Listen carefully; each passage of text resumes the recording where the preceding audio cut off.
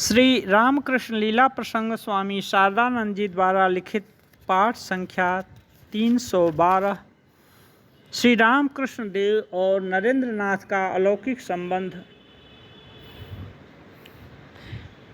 श्री रामकृष्ण देव हाजरा के पास आकर नरेंद्र को छूते ही समाधिस्थ हो गए थे। उसके फलस्वरूप नरेंद्र नाथ का अद्भुत दर्शन। नरेंद्र नाथ कहते थे, उनके उस दिन के अद्भुत स्पर्श से मेरे भीतर क्षण भर में भावांतर उपस्थित हो गया। स्तंभित होकर सचमुच ही मैं देखने लगा, ईश्वर के अतिरिक्त ब्रह्मांड में अन्य कुछ भी नहीं है। वैसा देखकर मैं भी मौन रहा। सोचा, देखूं कब तक ऐसा भाव रहता है, परंतु वह भावावेश उस दिन कुछ भी नहीं घटा। घर लौट आया, वहाँ भी वैसा ही। जो कुछ देखा सभी ईश्वर हैं ऐसा प्रतीत होने लगा। खाने बैठा, देखा अन्न थाली परोसने वाला और मैं भी, उसके अतिरिक्त दूसरा नहीं। मैं 2-1 कौर खाकर स्थिर भाव से बैठा रहा। बैठा क्यों है, खाना। माँ के कहने से होश आने पर मैं फिर खाने लगा।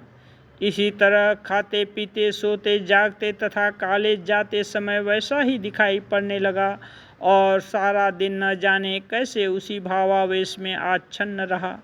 रास्ते में चल रहा हूँ, गाड़ियाँ आ रही हैं, देखता हूँ, किंतु आज इस डर से कि ये अपने ऊपर आ जाएंगी, हट जाने की इच्छा नहीं होती थी। ऐसा लगता था जो वे हैं मैं भी तो वही हूँ। हाथ पैर शून्य हो जाते थे और खाने से भी तृप्ति नहीं होती थी। ऐसा मालूम होता था कि मानो कोई दूसरा व्यक्ति खा रहा है। खाते खाते कभी मैं लेट जाता था और कुछ देर के बाद उठकर फिर खाने लगता था। एक दिन इसी तरह बहुत अधिक खा गया, परंतु उससे हानि कुछ भी नहीं हुई। माँ डर कर कहती, देखती हूँ तुझे कोई रोग हो गया है। कभी कभी यह भी कहती, अब यह नहीं बचेगा। जब वह आच्छन्न भाव कुछ घट जाता था तब सारा संसार स्वप्न के समान प्रतीत होता था। हेदुआ तालाब पर टहलते हुए किनारे लोहे के घेरे की छड़ों पर सिर ठोंक ठोंक कर देखता कि वे स्वप्न की हैं या सत्य हैं। हाथ पैर के शून्य हो जाने से कभी कभी पक्षाघात हो जाने का डर लगता था। इस प्रकार कुछ दिनों तक उस अपूर्व भाव की आच्छन्नता से छुटकारा नहीं मिला। उसके अनंतर जब मैं स्वस्थ हुआ, सोचा यही अद्वैत ज्ञान का आभास है। तब तो ज्ञात हुआ कि शास्त्र में इस विषय के संबंध में जो कुछ लिखा है वह मिथ्या नहीं है। इसके बाद से कभी मुझे अद्वैत तत्व के विषय में संदेह नहीं हुआ। नरेंद्र नाथ के साथ ग्रंथकार के एक दिन के वार्तालाप का फल। एक दूसरी आश्चर्यजनक घटना के विषय में भी हमने नरेंद्र नाथ से किसी समय सुना था। सन 1884 ईस्वी के शीतकाल में जब हम उनसे विशेष रूप से परिचित हुए थे, तब उन्होंने उस घटना का उल्लेख किया था, परंतु हमारा अनुमान है कि वह घटना इसी समय हुई थी। अतः यहीं पर वह विषय पाठकों को बतलाते हैं। हमें स्मरण है कि उस दिन दोपहर से कुछ पहले हम शिमला मोहल्ले में गौर मोहन मुखर्जी स्ट्रीट पर नरेंद्र नाथ के मकान में उपस्थित हुए थे और रात लगभग 11 बजे तक उनके साथ थे। श्रीयुक्त रामकृष्णानंद स्वामी जी भी उस दिन हमारे साथ थे। प्रथम दर्शन के दिन से ही हम नरेंद्र नाथ के प्रति जिस अलौकिक आकर्षण से आकृष्ट हुए थे, वह ईश्वर कृपा से उस दिन सहस्र गुना अधिक घनीभूत हो गया था। इससे पहले श्री रामकृष्ण देव को हम एक ईश्वर ज्ञानी व्यक्ति या सिद्ध पुरुष रूप से ही जानते थे, परंतु उनके संबंध में नरेंद्र नाथ द्वारा कथित आज की हृदय स्पर्शी बातों ने हमारे हृदय में नए प्रकार का संचार कर दिया। हमने समझा, महामहिम श्री चैतन्य तथा ईसा मसीह आदि जगत गुरु महापुरुषों के जीवन इतिहास में वर्णित जिन अलौकिक घटनाओं पर हम अब तक अविश्वास करते आए हैं, कैसी घटनाएं वैसी घटनाएं श्री रामकृष्ण देव के जीवन में प्रतिदिन ही हो रही हैं।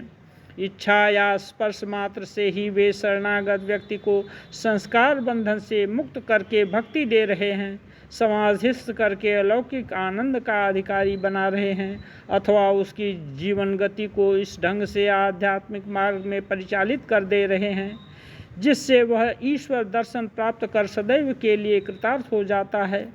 हमें स्मरण है श्री रामकृष्ण देव की कृपा प्राप्त करके नरेंद्रनाथ के जीवन में जो अलौकिक अनुभव उपस्थित हुए थे, उनके विषय में बातचीत करते हुए वे उस दिन हमें शाम को हदवा तालाब के किनारे घूमने ले गए थे और कुछ क्षणों तक अपने में मग्न रहकर अंतर का अपूर्व आनंद किन्नर कंठ से प्रकट किया था। प्रेम धन बिलाय गोरा राय, चाँद निताई डाके आय आय, तोरा के निबिरे आय, प्रेम कल से ढाले तबु ना फुराय, प्रेम शांतिपुर डुबू डुबू नदे भेसे जाए, गौ प्रेमेर हिल्लो लेते नदे भेसे जाए।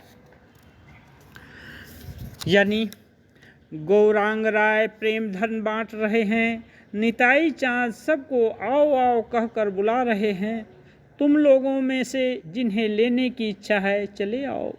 घड़ों से प्रेम उड़ेलते जा रहे हैं तो भी समाप्त नहीं होता।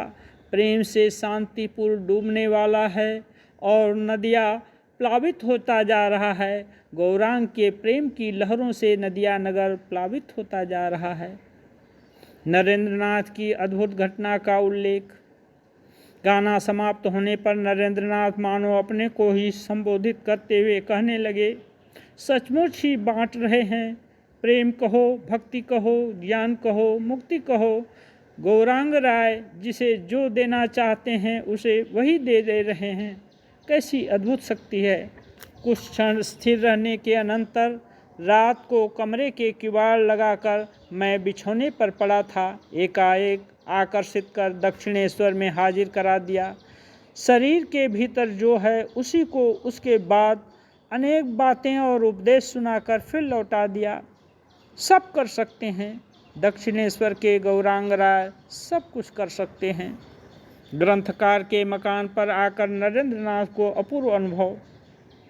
संध्या का अंधकार घनीभूत होकर घनघोर रात्रि में परिणित हो गया। आपस में एक दूसरे को देख नहीं सकता था, प्रयोजन भी नहीं था, क्योंकि नरेंद्रनाथ के ज्वलंत भावों ने हमारे अंतर में प्रविष्ट होकर एक अलौकिक मत्तता ला दी थी, जिससे शरीर दौड़ने लगा तथा इतने दिनों का प्रत्यक्ष जगत मानो दूर के स्वप्न राज्य में लीन हो गया और अहेतुकी कृपा की प्रेरणा से अनादि अनंत ईश्वर शांत होकर उदित हुए और जीव के संस्कार बंधन को विनष्ट करके धर्म चक्र का प्रवर्तन रूप सत्य, जो संसार के अधिकांश लोगों के मत में मिथ्या कल्पना मात्र है, उस समय प्रत्यक्ष होकर सामने खड़ा हो गया। समय कैसे और कहाँ बीत गया समझ में नहीं आया, परंतु सुना रात के 9 बज गए। बिल्कुल अनिच्छा होते हुए भी हम लोग विदा लेने के लिए सोच रहे थे। इतने में ही नरेंद्रनाथ ने कहा, चलो तुम्हें थोड़ी दूर तक पहुंचा दूं। चलते चलते फिर पहले की तरह विचार विवेचना होने लगी। उसमें हम लोग इतने तन्मय हो गए कि चांपातला के निकट घर पहुंचने पर मन में विचार आया कि नरेंद्रनाथ को इतनी दूर तक ले आना ठीक नहीं हुआ, अतः उन्हें घर में बुलाकर कुछ जलपान करा देने के बाद टहलते हुए हम उन्हें उनके घर तक पहुंचा आए। उस दिन की एक और बात भी हमें अच्छी तरह याद है। हमारे घर में प्रविष्ट होते ही नरेंद्रनाथ एकाएक बोल उठे, इस मकान को तो मैंने पहले देखा है, इसमें कहाँ से किधर जाना पड़ता है, कहाँ कौन कमरा है, सभी कुछ मेरा पूर्व परिचित मालूम होता है। आश्चर्य! नरेंद्रनाथ के जीवन में समय समय पर ऐसे अनुभव होने की बात तथा उसका जो कारण उन्होंने हमें बताया था, उसे हम इसके पूर्व पाठकों के सम्मुख प्रस्तुत कर चुके हैं, अतः उसकी पुनरावृत्ति आवश्यक नहीं।